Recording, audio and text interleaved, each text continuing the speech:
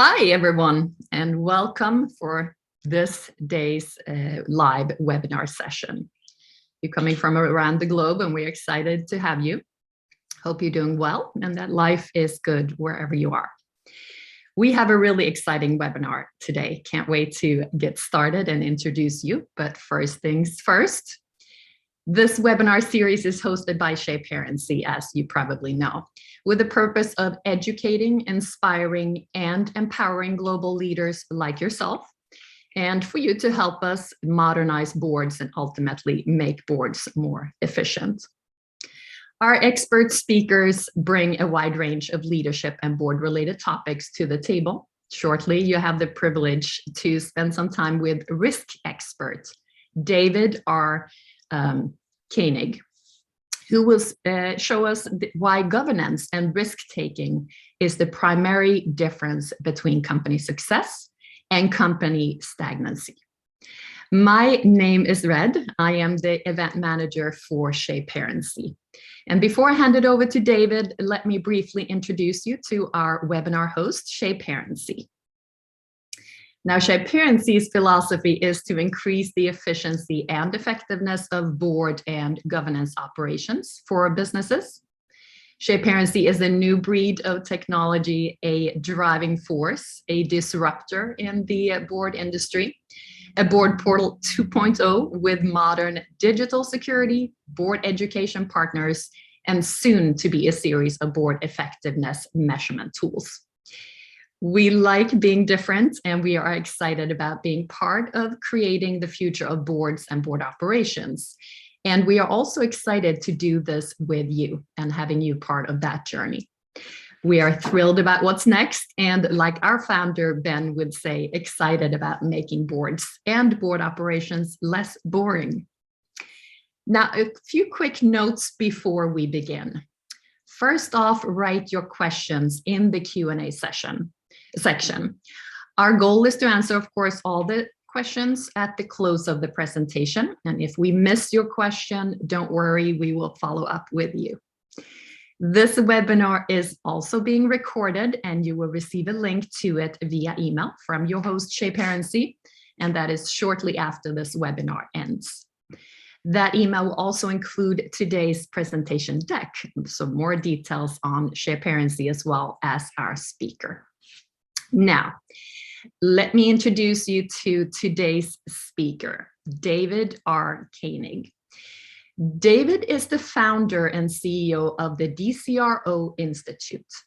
And that is an organization that works collaboratively to bring risk expertise into the boardroom as well as C-suite. He has been at the forefront of innovation in the governance of risk-taking for more than 35 years. He is also, and there are many things to say about David, but he is also an author of The Board Member's Guide to Risk and Governance Reimagined, Organizational Design, Risk, and Value Creation. Here is David R. Koenig and Essential Risk, the Vital Role of the Board. Welcome, David, to our virtual stage. Thank you, Red. Nice to join you. I appreciate the invitation. Are you all set? I'm all set. Okay. Ready when you are. All right. Well, thank you, everyone, for joining. I'm looking forward to this. And as Red had said, I hope we're able to address questions you have at the end. And if not, my contact details will be on the screen. You can certainly reach out to me. And as Red said, they can follow up with you on any other issues or connect us. So feel free to reach out, because there's a lot that we'll talk about today. There's a great deal of depth to it that you really can't cover in this amount of time. But we're going to do our best, and hopefully I'll bring some new ideas to the way in which you think about risk in particular, and the role that the board plays in making sure that our organizations are taking risk well. It's a really important emphasis on this, because the positive side of risk-taking is what's necessary for us to take risk as best we can. So the opening slide that you see, the title slide, I've chosen a fairly modern boardroom as the background for this. And as Red had talked about Shaparency's work in modernizing what goes on in the boardroom, I think that this idea of taking risk and thinking about risk in a positive way is very much a modernization. For those of you who have been around, maybe haven't been around as long as I have in this space, but there was a real revolution in how risk was discussed starting in the mid-'80s. And that came about because of financial tools that we had, mostly around financial risks, that helped organizations to focus more on what their purpose was, as opposed to worrying about interest rates, foreign exchange rates, equity prices, things like that. Those markets have evolved, and at times they were quite bumpy. Mistakes were made. You know, the financial crisis in 2008, 2009. But prior to that, there were lots of events that led at one point to risk management being focused on being cops. So making sure things didn't go wrong. It's probably the low point, I think, for what I would describe as modern risk management. But that also had a big influence on regulations. It had a big influence on what was being taught in schools and the approach that people took to risk that was mostly around loss and mostly around controls. So we're really hoping, and this is a big part of the work of the DCRO Institute, to change that narrative around risk and get it to the place that it needs to be in terms of general business decision-making. So again, the background image on this opening slide is a boardroom. The meeting maybe is about to start, is going to start soon. We want to bring new ideas into that modern boardroom. So let me get started on this. So the question is this risk? This is our current state of affairs, uncertainty around the pandemic. That's global, and that's been with us for a while. Geopolitics, whether it's the Russians massing troops on the Ukrainian border, wargaming around Taiwan, African resources, famines, whatever it might be, the geopolitical environment is incredibly volatile. The environment with climate change, migration, we've been watching stories about what's happening on the Polish-Belarusian border. We see starvation, it comes to us in the news. All of this leads to greater geopolitical risk. Ransomware, AI, machines starting to look like and think like us, and potentially having the ability to have what we would call a consciousness. These are all pretty big things that we're talking about. Financial risk, as our governments in response to the COVID pandemic took on massive amounts of debt, stimulus, companies with low interest rates borrowed massive amounts of money. All of these things, including this idea that whenever things go wrong, there's a socialization of risk to bail out companies, and competition as we all try to face new ideas that come out, particularly in the tech space. Now, the question is this risk? Well, if so, one thing you have to realize is this list I put together 18 months ago. It hasn't changed. Some of these things have gotten worse. So if we want to, we can spend all our time focused on all of these things that could go wrong and get lost in what we're trying to do, or lose our way in terms of what we're trying to do. So I want to make sure that we understand that one of our chief goals today is to develop a new view of risk. So I understand that loss avoidance and control has been a part of the narrative for a very long time. But from my own experience in leading risk management departments and the work that I've been doing, certainly over the last 15, 20 years, we're leaving a great deal on the table if that's what your focus is. So it's got to go beyond that, particularly at the board level. We're going to talk about this concept of corporate fade. And this is one of the things that leads to this understanding of why we need to be thinking about risk in a very positive way, because our organizations need to continuously take risk in pursuit of the goals and objectives that we have. Corporate fade is a concept developed by someone named Bart Madden. I'm going to talk a little bit more about his work in a few minutes, but it's really important to understand this occurs naturally, but we can do something about it. So corporate fade is there. It will strike you if you don't do something about it, but we can do something about it. You know that people are talking a lot about stakeholders, and often stakeholders in the boardroom are thought of as something soft and external to the company. They're not. We need to be thinking about them as the providers of the capital we need. And when you discuss stakeholders and their role as capital providers, you recognize they are as much a part of your organization as are your shareholders. And this notion of primacy of serving shareholders is simultaneously achieved when you also focus on the stakeholders as capital providers. So this is a big change in the mindset from the mid-'80s. You've seen some of this with the Business Roundtable, more corporate leaders talking about organizations having some social responsibility. It goes beyond that. This is really recognizing that these stakeholders affect our ability to beat corporate fade in a big way. So that's going to be a strong point of emphasis. Now, when you recognize this, you also think differently about risk governance. So today, many boards get reports on risk. They may have red lights, green lights, yellow lights, so-called heat maps. There may be these conversations about something called risk appetite, which is an expression a lot of consultants use. It's not my favorite expression.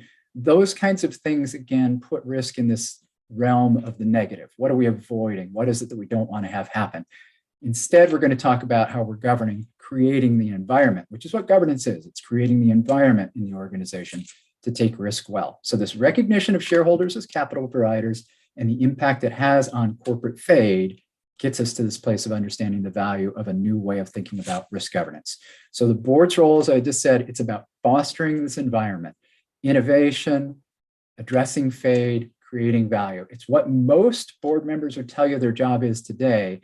But when risk is incorporated in the wrong way, they can't be doing their job as well. Just like any other input, if you don't know it well, or it's being presented to you incompletely, you can't make the best decisions. So I'll talk, hopefully we'll have time to talk a little bit about this networked and distributed form of governance in our organizations, because that's what gets us there. If we run out of time, I've got plenty of resources for you on that I'll direct you to. And then this last one, learning to address risk within the board itself. You'll recognize when we get to that section, some of the conversations that are already being held about that. But you have to realize that people who are sitting on boards are there because they've been very successful. Successful people, many of them, are continuous learners. But there's also a bias towards reliance on the things that have worked for you in the past. There are a number of biases and a number of things that happen in small groups among successful people that we're going to try to address. And we'll spend a little time talking about that at the end. So I'm going to recommend 3 books to you. Actually, I guess I'll recommend 5 in total by the end of this, but I want to start with 3 books that are very influential in terms of how I think. The one you see on the screen right now, I think came out maybe in 2006. Eric Beinhocker, who was pictured there at the time, was working at McKinsey. I think he is at Oxford now in a different research center. But I will tell you, if you read this book, it'll change your way of thinking about everything. So I studied economics in the mid-'80s, free market economics, efficient allocation, rational expectations. We never talked about complexity and complex systems and complexity economics. If you read The Origin of Wealth, you're going to understand the way in which wealth is created through all of those mechanisms, but the importance of the networks in which we operate. And that's really critical for all of this governance structure that I'm going to talk about. And you may have seen this chart on the bottom from other sources, looking at how much the, quote, lifespan of corporations has shrunk. So from 60 years down to maybe close to 15 years for companies listed in the S&P 500. Now, some of those companies merge with others, but what we're finding is that corporations tend to have something called a life cycle. The gentleman that's pictured here is Jeffrey West. He wrote this book called Scale. He works at the Santa Fe Institute, which is really the home of studies of complexity science. He looked at this problem of corporations because he studied the dynamism of cities, and he's also studied the life cycle of mammals and asked, are corporations more like mammals in that they grow quickly, they tend to level off and then roll over and die? Or are they like cities, which tend to live for millennia and even have survived things like nuclear bombs? Cities are dynamic, complex, adaptive systems. Mammals to a degree are, but ultimately they die. And what his research found was corporations have life cycles much like mammals. Now, that research I came across maybe 15 years ago, 12, 15 years ago. And the gentleman you see pictured here is Bart Madden, whose name I'd mentioned earlier. Bart wrote a book last year called Value Creation Principles, and we'll touch a little bit on some of the themes from that today. I'm going to highly recommend all 3 of these books because Bart is the one, as I'd said, came up with this notion of corporate fade. And corporate fade, which is pictured here on this screen, is, in essence, the life cycle of a mammal. So if you look at growth rates of mammals, it looks a lot like this chart that Bart has in his book. And you can see where I have this area that's called fade highlighted or circled.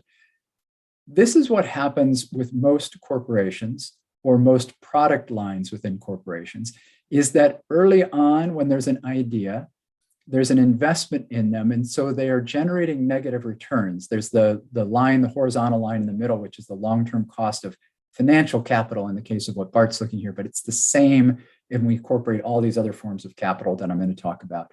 So we tend to earn below the cost of capital at the start because we're investing in something new.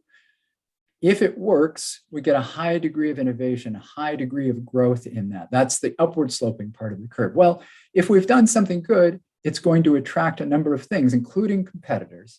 And this enters this phase that Bart talks about called competitive fade, which generally means that others are seeing that we're making a lot of money or realizing a lot of value creation from this idea. They come in, copy it, they may innovate and make it better. We internally may also become complacent about our success. That's what happens in this competitive fade range. Then we move towards the third part of his chart, which is described as being mature, where the returns on a particular product equal the cost of capital. So it's neither creating value nor destroying value. And ultimately, if nothing's done, you move into this fourth stage, which is called the failing business model, where the returns on this product, this company, this idea are below the long-term cost of capital. In other words, you're destroying value. We need to address corporate fade as the whole portfolio of our company, but also we can do that in individual business units and products too. And that's what we're going to talk about today. So Bart has done a nice job of reframing something called firm risk. In general, firm risk as an expression has meant how a company, particularly a publicly traded company, its price behaves relative to the market. So what is that firm's unique risk relative to the market? What causes it to be less volatile, more volatile, outperform? We want to change that as well as the mindset about what risk is in our organizations towards thinking about this way that Bart has reframed it, which is that firm risk is anything that stands in the way of fulfilling our purpose. Now, you might think this is ends justification. It's not. It's a recognition, though, that we have to address several issues internally and externally, and I'll talk in just a bit about those in order to realize our full value and fulfill our purpose. Firm risk isn't about the things that can go wrong. So we looked at that slide before that talked about moving into the mature and the failing business model segments of the fade chart. Rather than looking at that and saying the negative, we need to look at firm risk as being the opportunity to improve and innovate, the opportunity to beat that curve. And it can be done. Jeffrey West found in his research it can be done too, in a different way, but we're going to talk about both of those. So if we don't do this, we won't survive. We won't be around for the long run. We will be one of those companies that used to be in the S&P 500, so to speak. So it's necessary. We have to take risk. And if we don't accept that, if you're too risk averse, you're going to move into that failing business model. And then embracing risk as a normal input to all business decisions requires some work, usually within your risk management department, but it's a greater understanding of how to price risk, how to recognize the cost of taking risk so that you can allocate that well. So let's consider this from three different perspectives: internal firm risk, external firm risk, and the board itself, which I had mentioned earlier. This is the stuff that, or some of these things are the things that Bart focuses on in his book. Internal firm risk includes things like bottlenecks, meaning that we can't produce the way in which we want to produce. You might argue right now that one of the bottlenecks that's external is supply chains, but internally we can run into the same thing with personnel, with machinery capacity, things that are done corporately, marketing department approvals, legal approvals, lots of things that can slow us down. Complacency, I'd mentioned, particularly when we're really successful. We don't think we need to be doing anything more to be better at our work. Inefficiency comes around because sometimes we patch things, sometimes we patch the patches. They work in the short run, but ultimately they start to create inefficiencies in what we're doing. And we may just find better ways of doing what we do. Fraud, it happens. We've seen this over and over where people within organizations either take advantage of payment systems, take advantage of the incentive systems, or do things that are truly illegal, but maybe are in their own benefit. And this fraud could come about through misaligned incentives. I can direct you to some research on that that's pretty fascinating. That talks about how much you try to quantify and reward people for their behaviors based on quantification may actually increase the risk of fraud. Carelessness, we're up, we've all been careless, we're sleepy in the morning when we come in, but it could also be carelessness around us being successful and saying, well, we don't need to be as focused on quality. And then entrenchment, which is often a reflection of a business unit that's been around for a while and has always been successful. So quickly, let's talk about how to address these. I always say risk is best addressed by the people who are closest to where it's originated. So empowering people to address bottlenecks in their own innovative ways is a really effective way of addressing them. They'll come up with ideas that no board member or senior executive can. They can be patches, but ideally, if you're working on the culture of the organization to discourage patches and encourage real fixes, this empowerment can get rid of those bottlenecks. If you foster an environment of continuous experimentation, in other words, you're expected to try new things in very small ways. I worked for an organization that did something called rampant incrementalism. In other words, they were always trying something new, but they tried it in very small amounts so that if it went wrong, it didn't disrupt the whole system. But if it worked well, it might lead to a massive change in what the organization did. Inefficiencies, again, a culture of continuous improvement, saying we're expected to always be getting better because our competitors are going to make us do that, or they're going to be the ones doing it. Fraud is culture which is created both at the top of the organization in the boardroom and at every level of management. The culture that rewards ethical behavior is the one that can get past this notion of fraud.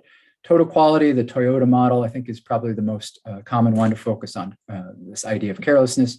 You're always looking for total quality. And again, to get back to this notion of rampant incrementalism, continuous improvement, continuous innovation is something that our organizations need to strive for. So now let's go to the outside. Competition, financial shocks, hostile acts are things like cyberware, ransomware, cyber attacks. They can be physical facility attacks. They can be kidnappings, things like that. Geopolitics, we talked about a little bit earlier. Preference changes. Are we meeting what our customers' future needs are? I had a great meeting with Deepak Jain, who is the dean of the Kellogg Business School. And he asked me, we were talking about this role of chief risk officer. And he asked me, how many chief risk officers have responsibility for the customer? Well, at that time, I had never heard a question like that. And I said to him, I don't think any do. And as he leaned back in his chair with a fairly wry smile, he looked at me and said, how can you be called chief risk officer if you don't have responsibility for the single biggest risk any organization faces, which is not understanding your customers' needs in the future? So part of what we're going to do in our governance structure is to help us try and deal with these preference changes and make sure we're aware of what's happening. And lack of loyalty, we want brand loyalty. We want people to come to us for whatever it is that we're doing. So continuous innovation, I mentioned that at the very last part of the slide prior to that.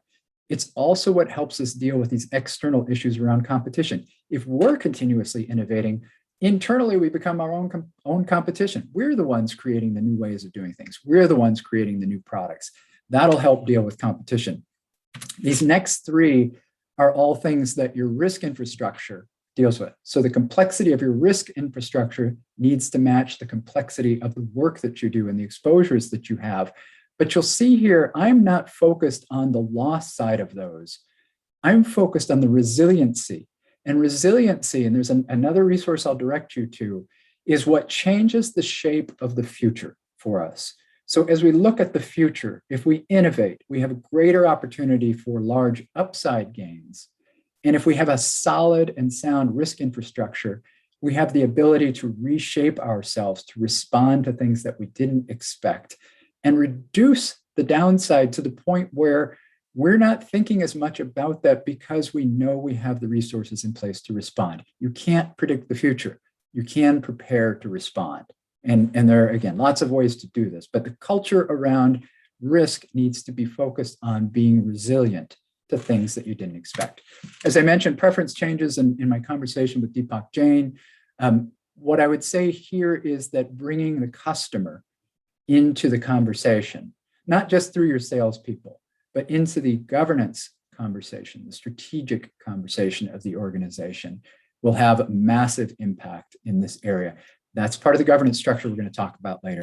And exactly the same thing happens when you recognize your stakeholders are your capital providers and you pursue something that really is in a lot of different forms called stakeholder governance. The one I'm going to talk about is this networked and distributive governance of the commons model. But if you're asked to be part of a solution, you're more likely to stay with that entity that's asking you to help because now you have ownership in it. So this idea of stakeholders as capital providers and including them in our own governance model actually can address this external firm risk of a lack of loyalty. So I talked about stakeholders. Now, the chart that you see in front of you is something that I put together called an organization's social network. And if you go around it, you'll see familiar names for the most part, the board, the executive leadership, investors. There are a couple on here that you might be surprised to see, like our competitors or regulators. But what this chart shows is lines of communication. There isn't a hierarchy here. This is communication. All of these entities can communicate with each other. All of them can have an impact on our value. And we have to recognize that since they can have an impact on our value, they need to be included in our planning. They need to be included in what we're doing. You're probably not going to bring your competitors in to your strategic plan, but you need to have input from what they are doing, and maybe it's observed input through your people. That needs to be part of what you're doing. Regulators, I'm just going to talk about for a second here. When we get to the conversation about capital, regulators are part of capital because we have the freedom to pursue what we're doing when we're granted this license and we gather all this other capital. Regulators have the ability to take that freedom away. They can expand it, and they can take it away. So they are an important provider of something I call freedom capital. And if we have time, a late slide in here, I'll talk some more about that. For those of you who know Kevin Bacon, you may be my age. There are probably some things he's been doing since he was a star in the movie called Footloose. But this is a pictorial of his social network. And it's actually a very, very small subset of his social network. Kevin's in the middle. Everywhere you see a line, that's a form of communication. And Kevin is connected to everybody and every entity you see on this screen. Because Kevin is an actor, he gets paid by his popularity.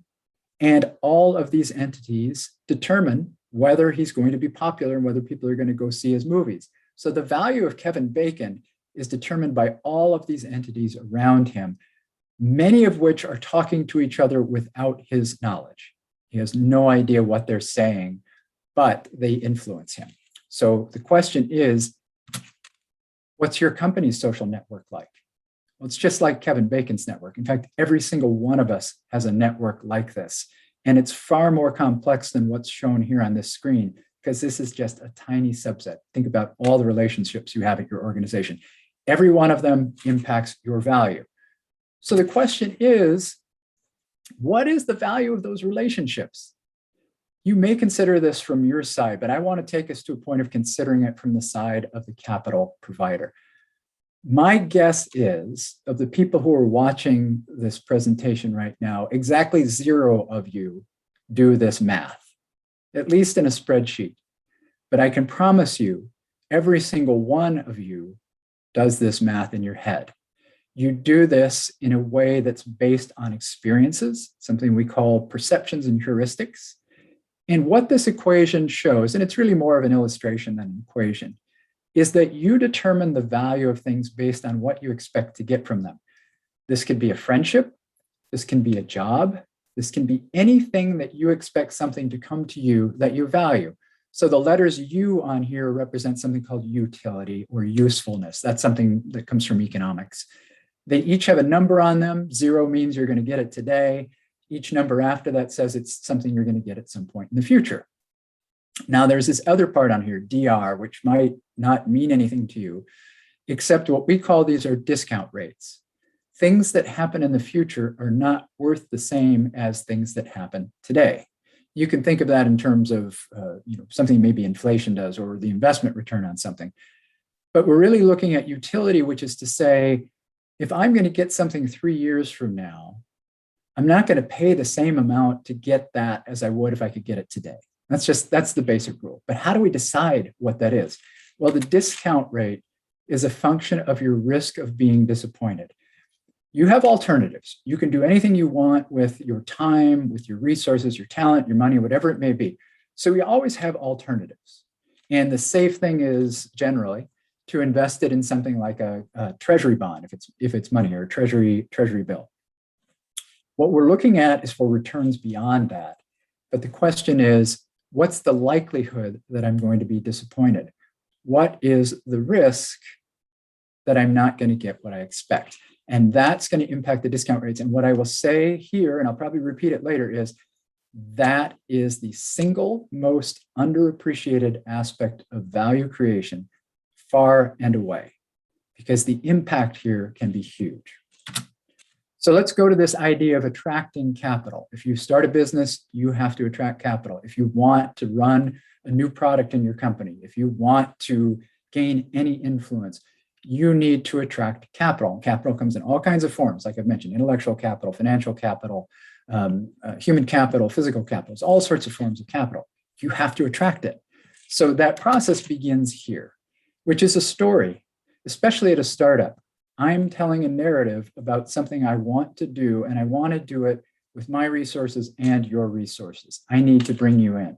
So if I'm successful at getting you to give me some of your financial or intellectual or political capital, whatever it might be, then it's the expectation that I will be effective at taking risk towards what I told you I'm trying to do. So this is the effective use of capital. This is what will drive those U's in the next equation, which is the reward that people get. So now reward is the feedback. It may be a paycheck that I'm getting every 2 weeks or however often I'm paid. That's a reward. It may be a dividend that I get. It may be that my reputation is enhanced because the corporation's reputation is doing better. I'm getting some reward. And the question is, was that what I expected? Well, feedback, most people think, is incredibly important, right? We've all learned about rats in cages getting rewards for pushing on a lever, and they get food and they keep doing it. One of the things you're going to be surprised by is this mechanism called feed forward. And this is really important. I have a colleague who's a neuroscientist who's been modeling brains. He's actually built an autonomous rat that has a rat brain, makes its own decisions, and drives around like a robot car. But there's no one giving it any input. It's deciding it all based on what it observes in its environment. For people looking at capital provisions and capital allocations, the future can't be predicted. The future is unknown. It's based upon feelings. And to some extent, we can bring math into it. But math about the future is something we've designed to help us feel better. Predicting the future, quantitatively predicting the future, is, I think, Nassim Taleb called it a fool's game. And in many ways, he's right, especially in extreme events. This anticipated feed forward is what feeds the discount rates that we talked about in that value equation. It is far and away multiples more important than feedback. So this is anticipated risk, which is also what I'll call trust. So the trust that people have in us. When we're successful in this loop, we create value for us, we create value for the capital providers, and this becomes a very virtuous cycle that continues, but it does continue. You can lose people at the feed forward part. You could lose people at the feedback part, but if you're successful at governing this properly, you'll bring people into this loop and they'll continue to provide you with capital, maybe even more capital. So again, let's just look at that real quick. The value equation are a stream of things that you expect to get in the future. You discount that stream of things based on the likelihood that you will be disappointed. And the question that all capital providers ask, whether they do it in group discussion or they just do it using heuristics and emotions, is how much are we trusted to meet their expectations? And that's one of the central elements of a good governance model. So I talked about this notion of a networked and distributed governance of a commons.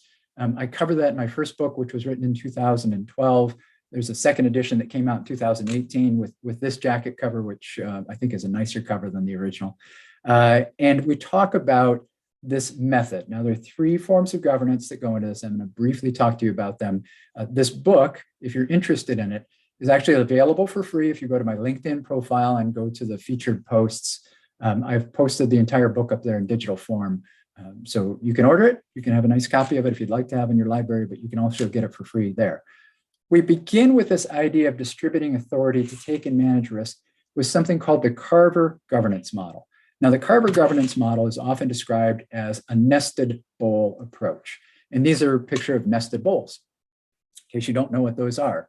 The idea of the Carver model is that at the board, which is the giant pink bowl on the outside, the organization establishes its goals and it sets the rules for pursuing those goals. The way it sets those rules is to say, these are the things we won't tolerate. So it's saying, don't do these things to achieve our goals. The model then says, you can do anything that we don't say you can't. Anything, I think I got my double negatives right in that. We can do anything that's allowed based on that principle. Now, the CEO is the direct report to the board. The CEO has all sorts of business units under her or him. They then do the same thing. And this cascades throughout the organization until you get to that very small bowl in the middle. And that small bowl in the middle still has space in it. These are the people who are working with the people that originate risk for us. So they are the ones that have the freedom to address the bottlenecks, other risks that emerge in rapid ways, understanding that they have the freedom to operate within their bowl, which is including objectives and the rules for what they can't do. There are problems with it. You can't just go with this model because of this thing called agency risk, which is that people may not do what you expect them to do. So one of the things that we do, and I talk about in this book, is to create some competition for the capacity to take risk. Your organization has to learn how to price risk. What is the cost of capital? What is the cost of the risk that some new venture might take? And use that as an input in the same way that we might use market share, competitive information, all sorts of other factors that are normal parts of the business discussion. One of the presentations that I was part of probably 15, 20 years ago, Chris Matten from Swiss Bank Group at the time said, risk is the single biggest item that doesn't appear on an income statement.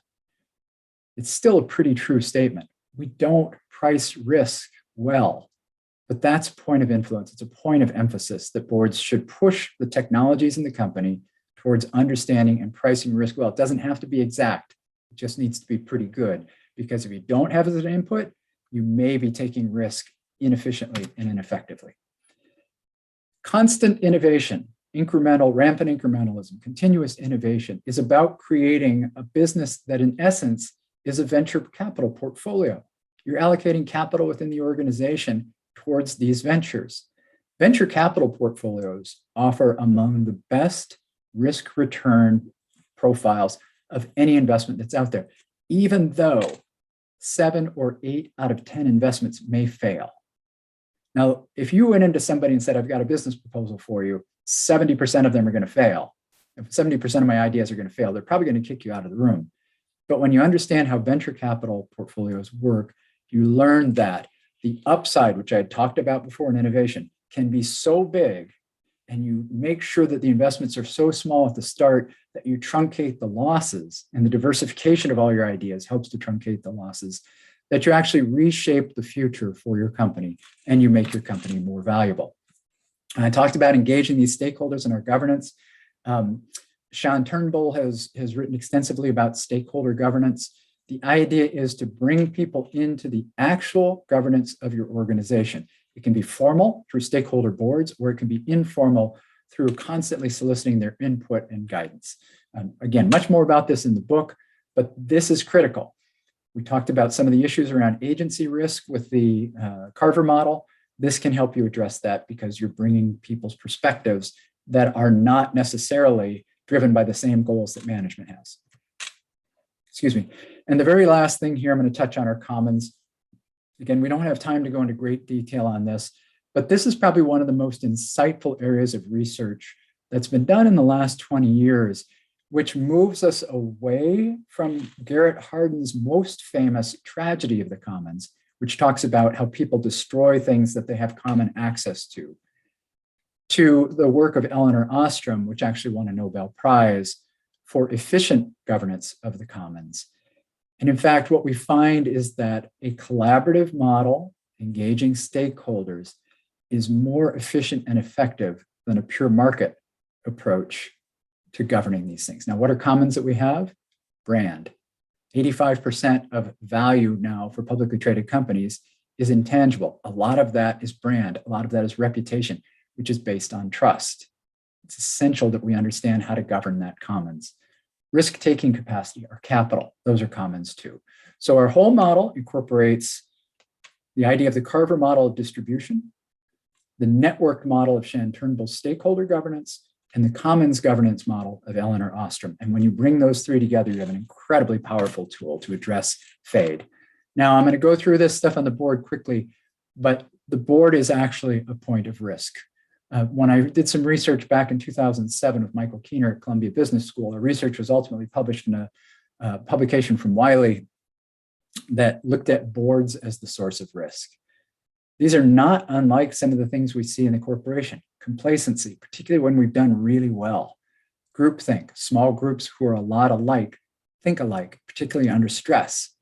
Entrenchment, we've always done this. This is the way we do things. We've been good at it. Those of you in the US, where's your closest Kmart? Kmart used to dominate retail.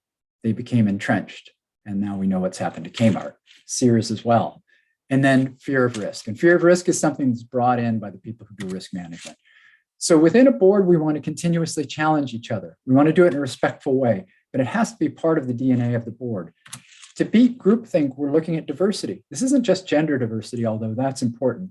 It's really diversity of perspective, diversity of thought, diversity of experience. And something we have in the DCRO Institute called a qualified risk director, we're looking for people who bring in this stochastic mindset around risk that's forward-looking and positive. So that's an element of diversity that you can bring to the board. Continuous renewal of the board, looking every year at what you need to bring in that you don't have. What is it that's new? What is it that's missing? Where are you possibly having errors? And then fear of risk, which is reframing risk in the positive, about the necessity of beating corporate fade.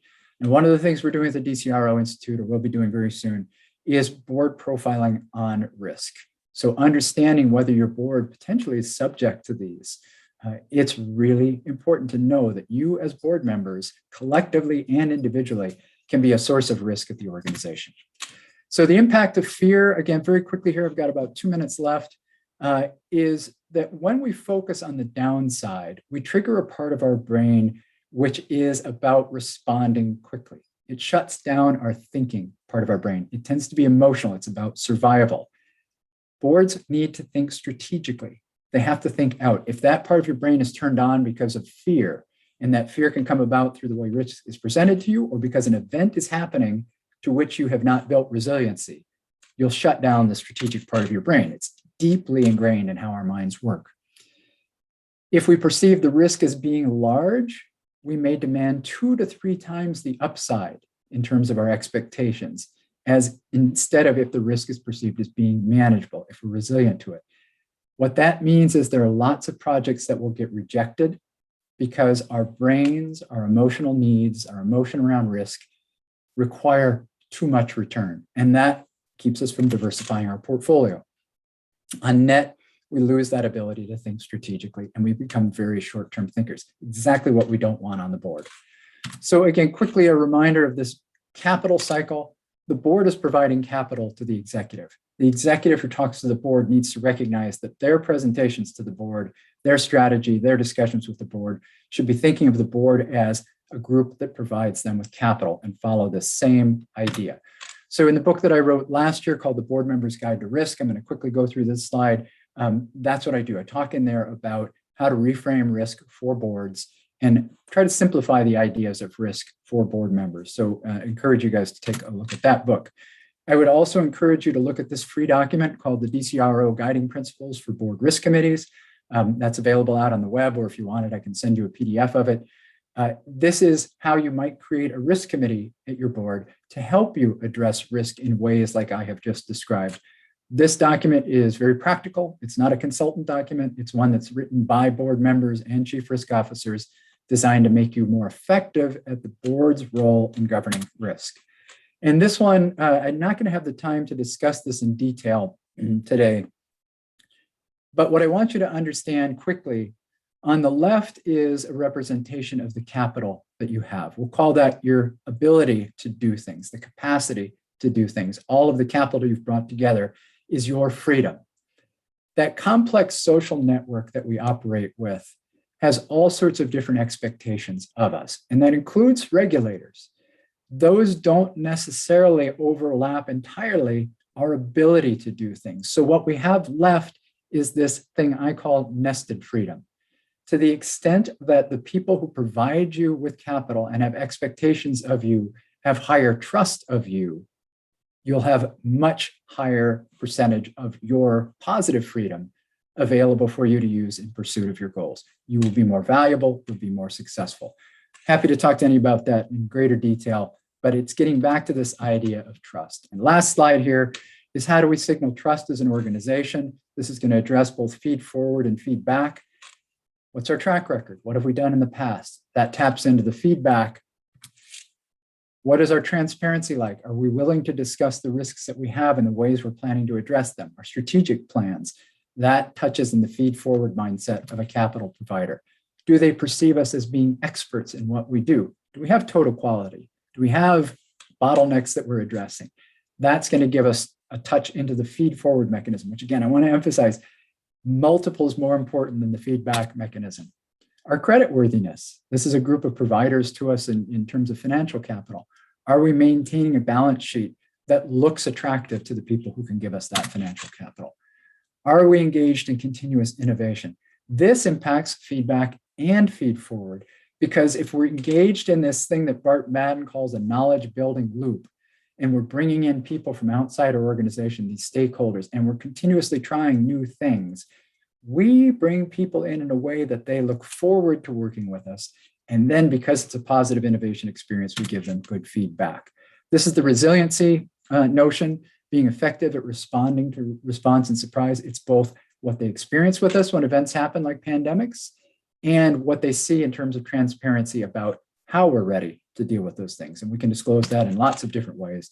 And then again, do you have this network and distributive governance model in place? Because that will impact both. And the last question is the board willing to look at itself? Happy to talk to anybody about that, but that's a really important aspect to this. So I'm going to run through this screen just very quickly because you'll get it as a download. These are the things that I would recommend your board do starting today. Go back through these, have a conversation about each of these. If you go through these 8 steps, including the ones where we address the risk profile of the board, your organization is going to be far more successful at creating value and serving its purpose. So with that, let me just go to a slide here with my contact details. I'm happy anytime that you guys would like to talk more about this, to answer your questions.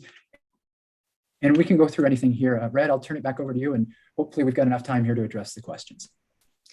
Thank you so much, David. That was a really excellent and informative session and very interesting as well. So thank you for that. We will move right into the questions so we can get some of these answered before we leave you today. So if you haven't added your question as of yet, do so. Just add that in the Q&A area, and I see here that I have a few good ones. So I'm going to jump right into this. So first off, David, you talk about risk being a forward-looking concept. Mm-hmm. And it being an underappreciated in terms of impact on value. Does that conversation happen in the boardroom? Well, that's one of the main reasons we're trying to change this. I mean, if you're not aware of something, you're not going to do anything about it. If your risk people are only coming in to talk to your audit committee about all the things that could go wrong or all the things that did go wrong, you're not going to have that conversation. So we are investing a lot of resources in making sure that boards understand this as a point. So that's what the book is about, the Board Members Guide to Risk. That's what the DCRO Institute is trying to do in terms of our education programs. I would say it does happen, but certainly not as much as we would like it to. And I can tell you, every single time I've presented this idea to board members, they look at it and say, that's what we need to talk about risk. Because no one who's been successful in running an organization wants to have somebody come into the board and talk to them about everything that can go wrong. We want to talk about how do we control this? How do we respond to it? How are we resilient in response to things we didn't expect so that we can take risk better than anybody else. So we got to get in the mindset of a board member is not about avoiding the downside. Board members want to achieve the upside.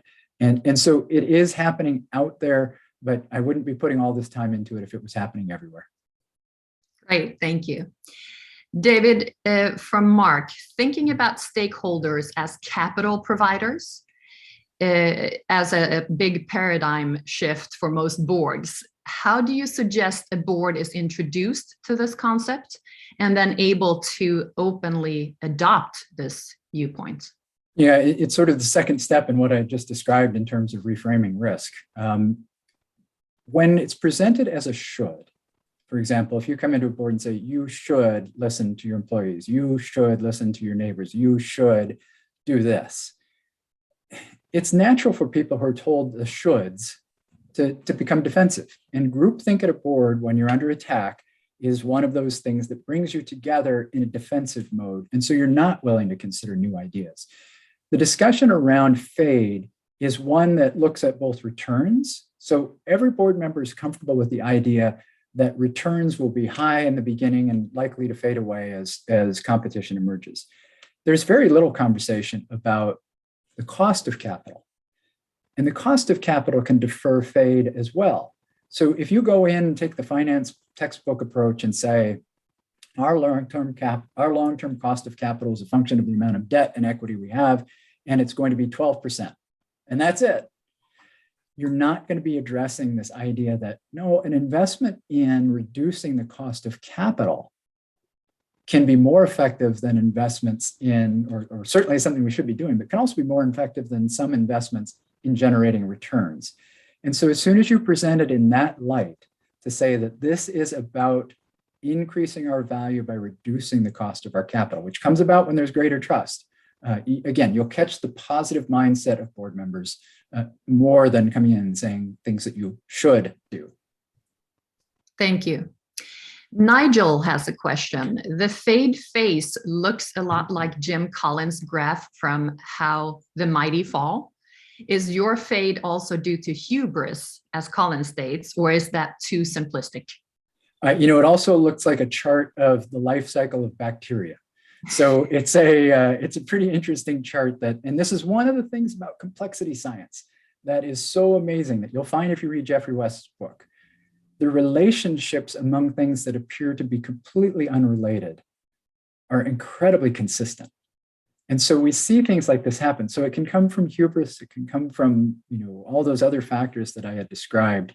I would say hubris is one of those things that falls into entrenchment and complacency. And I can relate a story of a very difficult discussion about a part of a company that had been there since its beginnings.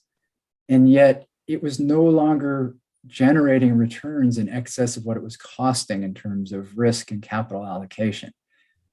This company had to decide to jettison this part of its business, which had been what it was identified as being for over 100 years. And because it did that, it survived stress in that marketplace. And I think if they had kept that business, they wouldn't have survived. And now they're a thriving entity, but they're very different than what they were 20 years ago. And so there is hubris to say, we don't need to change. And I'll relate one last story, which is going into a boardroom. I don't think any of those people are going to be listening today because I don't even know if they're all still on that board. But I was being interviewed for a board position, and they asked me if I had any questions for the board. And my first question is, how do you ensure that you're always innovating? There was a very long pause and a lot of very blank stares at me. And the response back was, well, we like to think that we listen to our customers. In other words, the answer to me was, you don't know that you're innovating and you're not even worried about it. So that's hubris as well, to say, oh, we like to think that we listen to our customers. So I think it's really good to point out that hubris can be one of those things that creeps into a board as a risk. And it's part of the reason why we're working on risk profiling boards, is to help them understand where that might come from. So I think it's a really good question. Great, thank you. One last question before we move on here. So I've seen the emergence of qualified risk directors recently. Is that similar to qualified financial experts on audit committees? Yeah, I think that's a great question. And one of the reasons why the DCRO created this notion of a qualified risk director, I think it was back in 2016, was to help boards understand what that means. So if you come up and just say, I want to have somebody on the board who understands risk. Yeah, maybe. Okay, maybe we want that. Maybe we don't want somebody coming in talking about all these downsides. A qualified risk director is someone who should be in place if you have a risk committee. We would argue that an organization of any complexity should have a qualified risk director. And a qualified risk director is not just a retired chief risk officer. In fact, some retired chief risk officers won't make good qualified risk directors. The idea is that you first and foremost understand risk as a way to achieving goals. So again, the mindset of a board member. But probably more importantly is that you have a different way of thinking about this than most of the people you'll typically find on a board. So a qualified risk director is like a qualified financial expert in the sense that you should have one on your risk committee. And I would argue you should have a risk committee. And if you don't have a risk committee, then at least have one qualified risk director on the board to give you another diverse way of thinking about the issues that you face and all the opportunities you have. Perfect. And thank you, David. And thanks to everyone for great questions. So if we did miss your question, don't worry, we will follow up with you, or David will follow up with you after the webinar. But for now, David, if you move into our next slide. Yeah, let me. And well, it's clear. Thank you for joining today's webinar. I want you to know that there are 3 things for you. Number 1, we have, of course, Shaparency.com, where you can get a free 14-day Shaparency test drive. So do that. It's no credit card required. Also, at Shaparency.com board education, you can enroll in global board education and certification. And that is hosted by our education partner. And last but not least, for information about our upcoming events, you can visit shaparency.com/events. So thank you again for joining us today. And thank you again, David, for sharing your expertise and tips with us. And from me and the entire Shaparency team, have a great day and see you again soon. Thank you very much. Thank you, Red. Bye. Bye.